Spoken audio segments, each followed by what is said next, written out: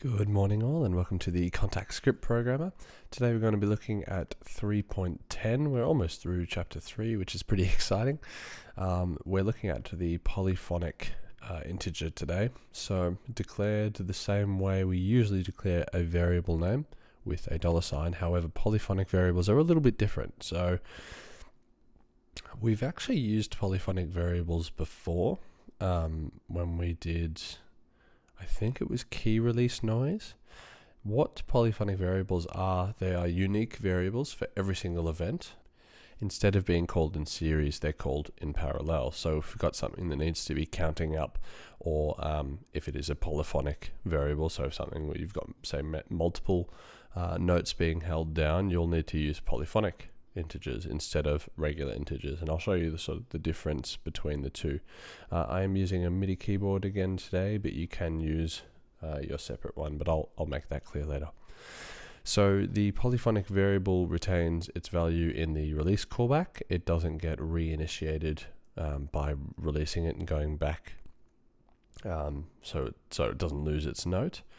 They use a lot more memory than normal variables, and they can only be used, or rather should only be used, in the note and release callbacks. So this patch here is declaring initialization and then calling a polyphonic variable or a polyphonic integer called $A, okay, or just called A, and then we're ending that. We're also declaring a $A variable just so that we have something to compare polyphonic and not polyphonic to. You'll notice that this is in curly braces, so it is just a comment. Okay, so the script is not going to see that. It's just going to read on init, declare polyphonic, and on. Okay, from there we go to on note, and we ignore any events that are in event ID. Okay, we're trying to separate out the event ID, separate out the note from the polyphonic, okay, so that we create two different streams happening here.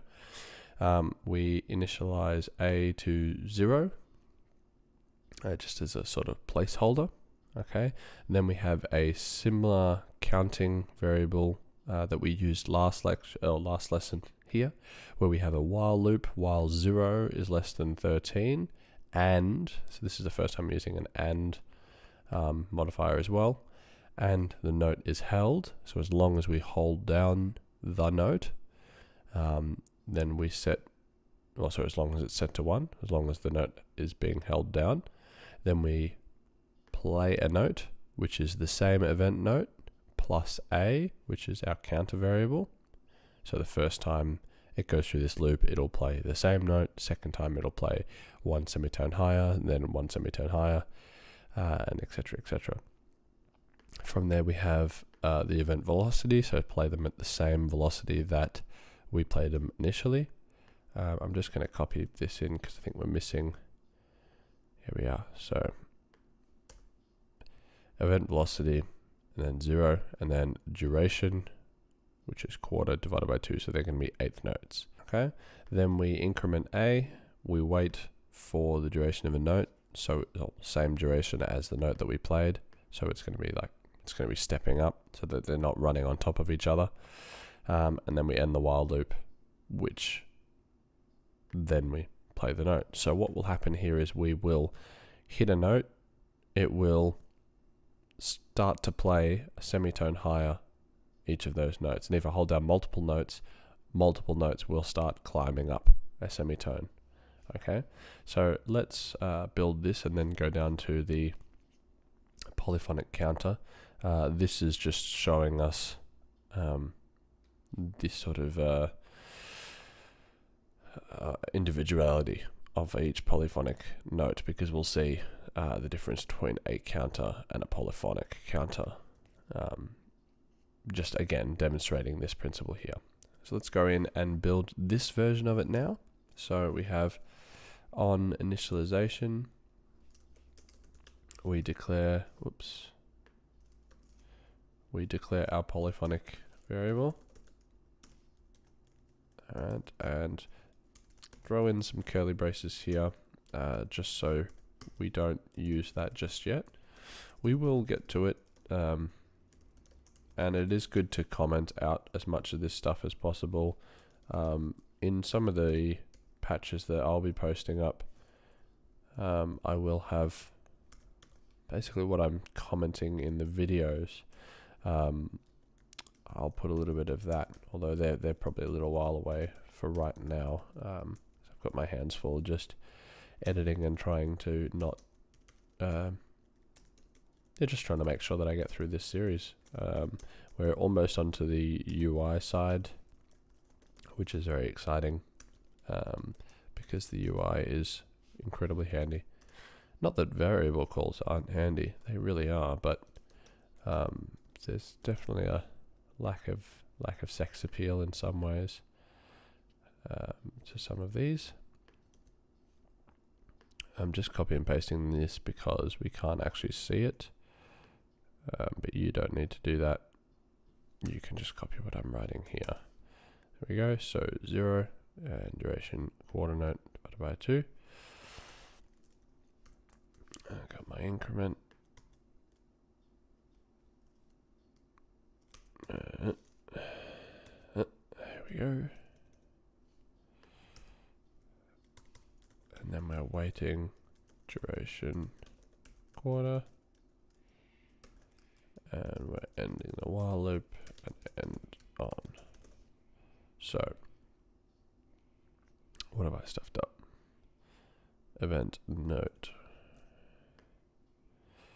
Okay, now this isn't that good unless we can actually hear it. So I'm just going to pop open the mapping editor here. I know we haven't really got in this, but if you just grab really any sound, so I'm going to grab this cello sound, which is the piece I was writing, and just drop it in the whole thing so that it makes sense. And then I usually just raise this root all the way up to sort of, 3, whatever. It's not really important right now in terms of that. Okay, so now I'll just use this musical tuning. If I play a note, you can see this little red line is moving up as long as I hold that note down. It's a bit quiet, so I'll try and... There we go. Not really a great cello, is it? Right, so it climbs up an octave.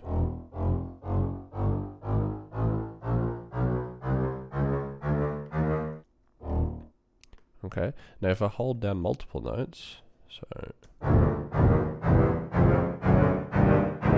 can already hear that that's all of the notes climbing up and down, up semitones. If I comment out the polyphonic variable and we just roll with the regular variable, then I can hold 1 and that will still work. But if I hold 2,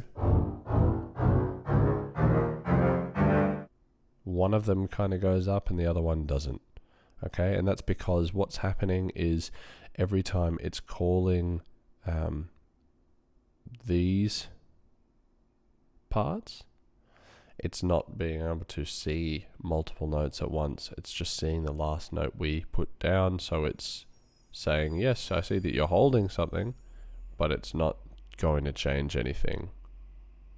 Okay, let's go ahead and build, well, I'll just flick this one back to the polyphonic variable and hit apply again just to show you. So we'll go up and so you can even hear that timing difference.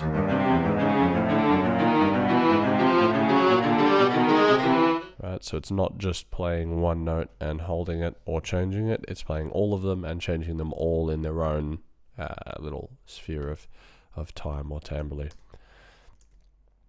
Cool, so that's that side. The other side here, we're going to initialize, declare a counter, declare a polyphonic counter, and then whenever we hit a note, we're going to send a message saying the polyphonic counter and then the old counter.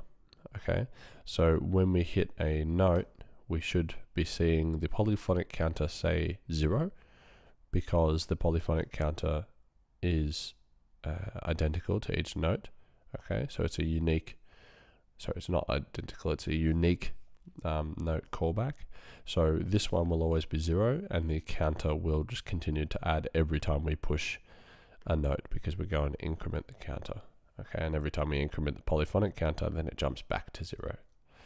Okay, let's have a look at building that one. We don't have to use this side here. I'm just going to save this edited instrument. What are we in? 3.10? Yep. 3.10. Okay, let's rebuild. You don't have to do this step if you don't really want to. I'm just doing it because it'll be a cool resource for you guys to have, even though technically it's in the manual already. But I've already noticed a couple of times that the manuals had some formatting errors and little things like that. There's actually not that many, but I think it would be handier just to definitely double check. You know, and then, as I said, I'll go back and add a lot of comments into the ones that I'm writing, so that we're trying to explain everything that's going on at each stage. If any of this isn't making sense, and keep in mind it is the manual that we're walking through, so it's not really one of those quick courses that everyone is so very fond of on YouTube. We will get to that.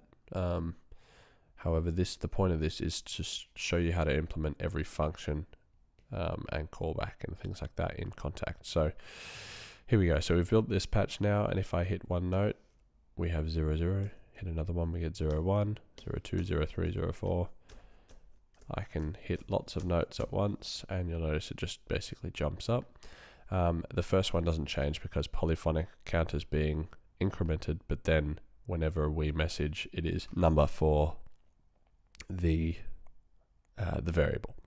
Okay, so hopefully you've learned something today in terms of using polyphonic variables. They are great considering how much polyphony we usually use in our sample instruments. So we are getting to the end of the third chapter. I don't know if I need to do 3.11 or 3.12 because I've actually already done the make persistent changes and read persistent. I might do one more just regarding that, just to sort of rehash it. But otherwise, we are pretty close to chapter 4. So I will see you soon.